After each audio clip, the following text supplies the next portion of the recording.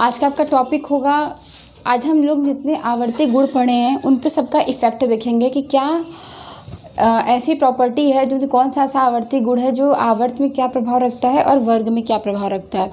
ठीक है, तो बात करते हैं। सबसे पहले मैंने क्वेश्चन लिया हुआ है, क्लोराइड आयन का आकार Cl से बड़ा होता है क्यों।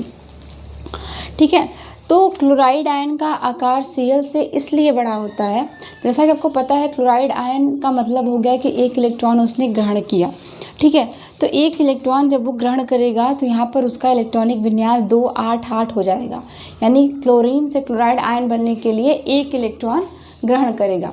ठीक है, तो 288 और 2 10 और 8 18 एक इलेक्ट्रॉन को ग्रहण करके उसने अपनी स्टेबिलिटी को प्राप्त किया। और अगर क्लोरीन की बात करें तो सिर्फ क्लोरीन का 287 होता है, यानी जब भी अगर 287 में से, यानी बाहरी कक्षा में आपके 7 इलेक्ट्रॉन हैं, अगर आप उनमें से एक इलेक्ट्रॉन को बाहर निकालना चाहेंगे तो थोड़ा आपको आसानी पड़ सकती है। लेकिन अगर आप 288 यानी क्लोराइड आयन में से एक इलेक्ट्रॉन को बाहर निकालना चाहेंगे तो उसमें आपको बहुत एनर्जी की आवश्यकता होगी, क्योंकि वो एक स्टेबिलिटी है। ठीक है, मैंने कल ही बताया था कि हाफ फील्ड और फुल फील्ड 2 शब्द होते हैं। हाफ फील्ड में क्या होता है कि अर्धपूरित कक्षाएँ होती हैं, यानी जैसे अगर आपका P है तो P में टोटल होता है 6 इलेक्ट्रॉन, लेकिन अगर हाफ सेल है, हाफ फील्ड इलेक्ट्रॉन होंगे यानी 3 इलेक्ट्रॉन होंगे, तब भी वो स्टेबिलिटी कही जाएगी। ठीक है, यानी जब 3 रहेगा और 6 रहेगा तब इलेक्ट्रॉन को निकालने में सबसे ज़्यादा एनर्जी की आवश्यकता होगी। उसी तरह अगर यहाँ पे क्लोराइड आयन में बाहरी कक्षा में 8 इलेक्ट्रॉन है तो इसमें से भी, इस 8 में से भी इलेक्ट्रॉन को बाहर निकालने में बहुत ही ऊर्जा की आवश्यकता होगी, कंपेरिजन टू 287। ठीक है, अब बात करते हैं कि परमाणु त्रिज्या की, यानी वर्ग में इसका क्या होता है और आवर्त में क्या होता है।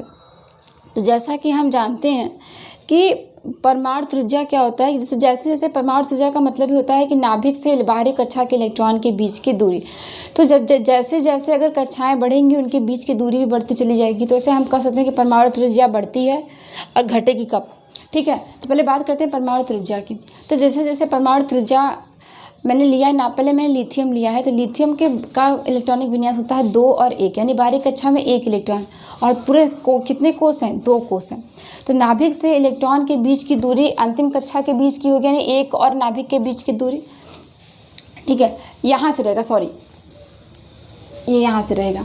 और अगर हम बात करते हैं 281 की, तो 281 में क्या होता है, नाभिक से अंतिम कक्षा के इलेक्ट्रॉन के बीच की दूरी क्या हो रही है, बढ़ रही है, कंपेरिजन टू लिथियम में जो भी डिस्टेंस है वो सोडियम की अपेक्षा कम है, और जो सोडियम में डिस्टेंस है वो लिथियम की अपेक्षा ज़्यादा है। इसका मतलब परमाणु त्रिज्या बढ़ी ना, यानी लिथियम से हम सोडियम में आए तो जैसे जैसे हम नीचे बढ़ रहे हैं परमाणु त्रिज्या का मान बढ़ता चला जा रहा है।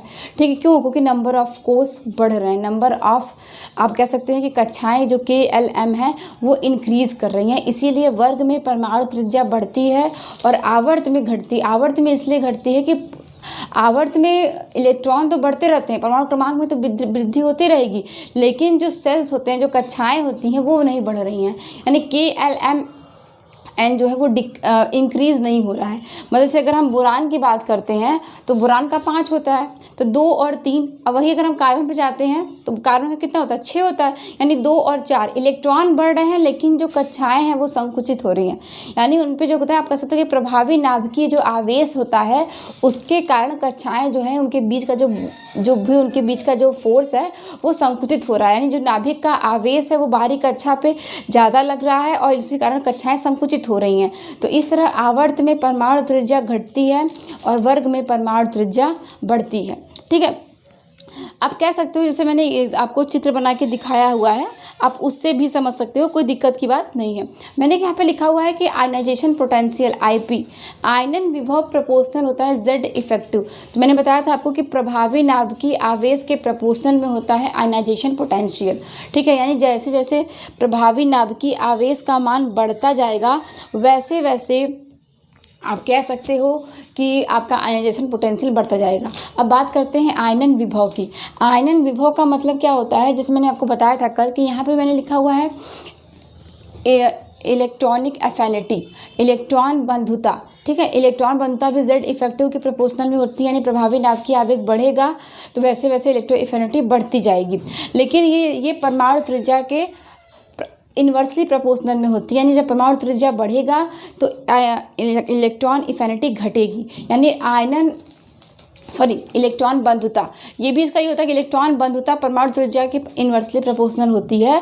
तो इसका मतलब ये होता है कि जैसे जैसे परमाणु त्रिज्या बढ़ेगी वैसे वैसे इलेक्ट्रॉन एफिनिटी कम होती चली जाएगी, क्योंकि इन्वर्सली प्रोपोर्शनल में है।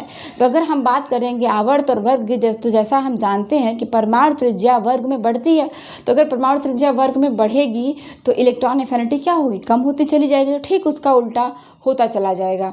ठीक है, बाकी जो चीज़ें हैं वो आपको मैंने सिर्फ इसलिए रिकॉल करने के लिए लिखवाई हुई है कि आप इसको समझते रहिए कि जैसे मैंने बोला कि इलेक्ट्रॉन बंधुता है, तो ये तीनों चीज़ें सेम है। देखिए, आयनाइजेशन पोटेंशियल, इलेक्ट्रॉन एफिनिटी और इलेक्ट्रोनेगेटिविटी, ये तीनों जो होते हैं, ये तीनों प्रभावी नाभिकीय आवेश के जो होते हैं वो यहाँ पे, सॉरी ये थोड़ा सा आपका रॉन्ग है, इसको मत लीजिएगा। जो इफेक्टिव के जो होते हैं ये प्रोपोर्शनल में होता है। तो आप ये कह सकते हो कि जैसे जैसे नाभिक का प्रभावी नाभिकीय आवेश बढ़ता जाएगा, इलेक्ट्रॉन एफिनिटी भी आपकी बढ़ती जाएगी, क्योंकि ये प्रभावी नाभिकीय आवेश के प्रोपोर्शनल में है। लेकिन परमाणु त्रिज्या जो होती है वो इन्वर्सली प्रोपोर्शनल में है, तो वो घटती चली जाएगी। ठीक है, तो जो अब आपका टॉपिक था वो लगभग इस चैप्टर में सब कंप्लीट हो चुका है, उसमें कुछ भी नहीं, बस आपको अब आपको ये न्यूमेरिकल पे सॉल्व करना होगा कि कोई भी आइटम है तो वो आवर्त में क्या हो रहा है, वर्ग में क्या हो रहा है। ठीक है, और सबसे इम्पॉर्टेंट है प्रभावी नाभिकीय आवेश। प्रभावी नाभिकीय आवेश का मतलब है, आपका मैंने बताया था कि जो आवेश लगता है नाभिक के द्वारा, नाम से स्पष्ट है कि जो नाभिक जो है, जो प्रभावी आप कह सकते हो कि जो आवेश लगाता है बाहरी कक्षा पे, वही होता है आपका प्रभावी नाभिकीय आवेश। और ये तीनों सेम है इसलिए कि आयनाइजेशन पोटेंशियल, इलेक्ट्रॉन एफिनिटी और इलेक्ट्रोनेगेटिव तीनों जेड इफेक्टिव के प्रोपोर्शनल में है। ठीक है, यानी जैसे जैसे प्रभावी नाभिकीय आवेश का मान बढ़ेगा वैसे वैसे आयनन विभव, इलेक्ट्रॉन बंधुता और विद्युत ऋणात्मकता बढ़ेगी, और जैसे जैसे परमाणु त्रिज्या बढ़ेगा आयनन विभव, इलेक्ट्रॉन एफिनिटी, इलेक्ट्रॉन बंधुता और विद्युत ऋणात्मकता जो होती है वो घटती चली जाएगी। क्यों? क्योंकि ये तीनों एटॉमिक रेडियाई के आप कह सकते हो कि इन्वर्सली प्रोपोर्शनल में, यानी अगर आप कह सकते हो कि अगर परमाणु त्रिज्या वर्ग में बढ़ रही है तो इसका मतलब है कि तीनों वर्ग में घटेंगे। ठीक है, तो आज का टॉपिक आपका यहीं पे 3-4 टॉपिक आपके और बचे हुए हैं। इसमें धात्विक लक्षण, ऑक्साइडों की क्षारीय प्रकृति, विद्युत धनात्मकता और ऑक्साइडों की अम्लीय प्रकृति। तो इस पर कल चर्चा करेंगे। Thank you.